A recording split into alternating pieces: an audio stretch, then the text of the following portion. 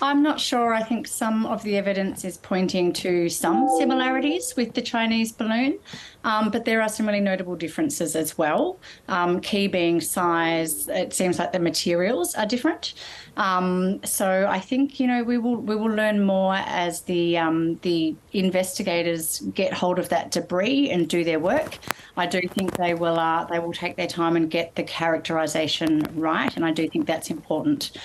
We could leap to conclusions, and that could be in such a politically sensitive time not a great thing for us to be doing. And to that point, do you think the US will be upfront about exactly what they've uncovered? Look, I think, again, some of this will be about getting that characterization right and being very conscious about the political implications, as we saw with the balloon incident, where the US, as soon as it was confident of what it was, it came out and said what it was. It left it in the air. It explained that decision. I think there was merit in that decision by the US. However, I think that was a gross incursion of US sovereignty, and it has decided that its tolerance for these things is less. And as it identifies objects that it doesn't like or it suspects are things that it doesn't want to be in its airspace, and indeed are there illegally, it is exercising its right to shoot them down. Same with Canada. And so that's an important point to note. This is not necessarily a new phenomenon. They've just decided to take a different approach to handling it. You're absolutely right. Certainly balloons are not a new phenomenon, but what has changed is the US's ability and other partners' ability to understand what they're seeing and to track. So it's only been about a year. From what I understand, that the US has had a very accurate ability to see balloons and to track them globally. So I think what we're seeing now is quite correct, that we've had our eyes opened a little. We're looking for things that we were not looking for before.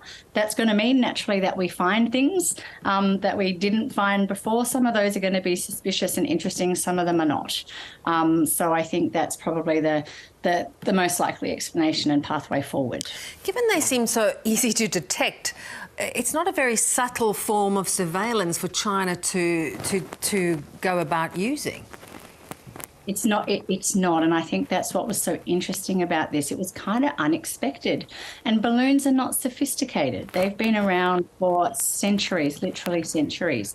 What I think is interesting, though, is the combination of new technologies, new ISR, or intelligence, surveillance and reconnaissance technologies, sensing technologies that are being paired with these older technologies. And that's really what's key, I think, and what's interesting is how we're seeing China put together really new ideas and new capabilities with older ones, and coming up with unexpected and somewhat surprising, I guess, ways of surveilling the United States and other countries. Of course, this is now, I think, over 40 countries and over 5 continents that they have been tracking these balloons, and have said that they've been, it is a worldwide surveillance program. One thing I would say, I think it's really careful, and I think Mike Burgess said this, really well today. This is not the CCP's primary source of surveillance. It is one very small part of an enormous network of surveillance capabilities, some of which are satellites, some of which are humans on the ground. So, a really important admission or statement from Mike last year when he noted that foreign interference and espionage had overtaken terrorism as the number one challenge to Australian security. That in itself is really important, and I think we should keep that in mind. So far, Australia hasn't necessarily been identified as the country that these tools are being used in. Is it something that we should be on the lookout for? I think it definitely is something we should be on the lookout for. There's clearly a global program that is employing these capabilities. I don't think Australia is necessarily the juicy target that some of these others are. We have these great open expanses. We have some of the best radar technology in the world, actually, some of the technology that would be useful for picking up potentially this kind of unexpected and different kind of material here, which does explain why, particular sensors that are designed to pick up fast-moving or metallic objects that we've typically thought of as threats.